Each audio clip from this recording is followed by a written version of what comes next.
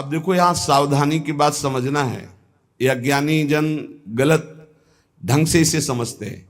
जैसे कहा जाता है प्रभु की इच्छा के बिना एक पत्ता भी नहीं हिलता, पक्का।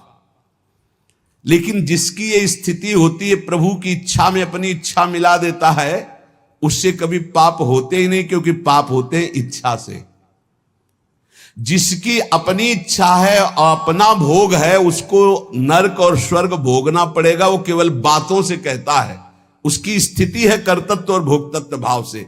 जब तक अहंकार है तब तक पापाचरण होता है, और जब अहंकार समर्पित हो जाता है तो उसका शरीर यंत्रवत वही चेष्टाएं करता है जिससे जगत मंगल होता है। वो कहते हैं कि कर्ता श्री हरि। अभी आप कहोगे कर्ता श्री हरि, तो आप तीन गुणों से प्रभावित होकर अहंकार में पापाचरण करोगे और कहोगे कि भगवान की इच्छा से हुआ। तो भगवान की इच्छा से नरक भी बना है, बड़े बड़े दुख भी बने, वो तुम्हें भोगना पड़ेगा। अगर समस्त दुख और सुख दोनों से ऊपर उठकर परमानंद में निमग्न होना है तो बोले कर्ता को जानो।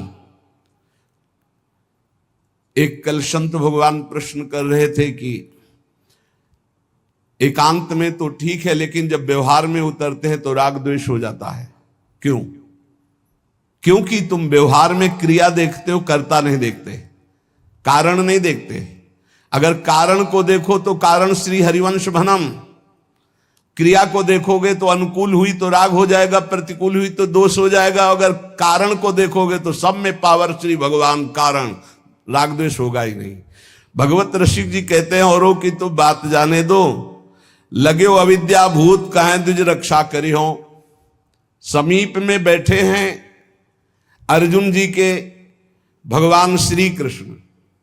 एक ब्राह्मण आता है और श्री भगवान के सामने वो कहता है, प्रभु प्रभु अभी अभी मेरा पुत्र प्रकट हुआ और पधार गया। द्वारिकापुरी की बात है। प्रभु पैदा होते ही मर गया, ऐसा तो कभी नहीं हुआ कि पुत्र पिता के सामने मर जाए। ये तो धर्म रहित बात है। और अपने बालक को भगवान के सामने से राजमहल के द्वार पर रखता है और विलाप करके बड़ी आतुरता पूर्वक कहता, संदेह नहीं कि इस समय पृथ्वी में ब्रह्म ऋषियों का द्रोह करने वाले लोग पैदा हो गए हैं। धूर्त कृपण पापी लोग बढ़ गए हैं, कर्म दोषी हो गए हैं। इसीलिए ये काल उल्टा चक्र चला रहा है कि पिता के सामने जन्मा हुआ पुत्र मृत्यु को प्राप्त हो रहा है।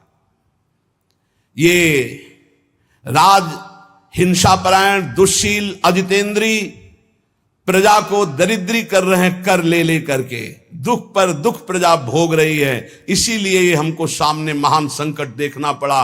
अधार्मिक राजाओं के होने के कारण मेरा पुत्र मेरे सामने मरा, ऐसा काल व्यतिक्रम है, नहीं होना चाहिए था। इस प्रकार बोलकर चला गया। फिर दूसरा पुत्र हुआ तो फिर मर गया, फिर बोल के चला गया। तीसरा पुत्र पैदा हुआ, फिर मर गया, फिर वैसे ही बोल के चला गया। जब नवें बालक के मरने पर वो वहां आया तो अर्जुन जी ने कहा, ब्राह्मण सुनो, इस निवास स्थान द्वारिका में ऐसा लगता है अब कोई धनुषधारी छत्री नहीं है। बार बार तुम यहां रो कर चले जाते और कोई नहीं बोलता कि मैं तुम्हारी रक्षा करूंगा।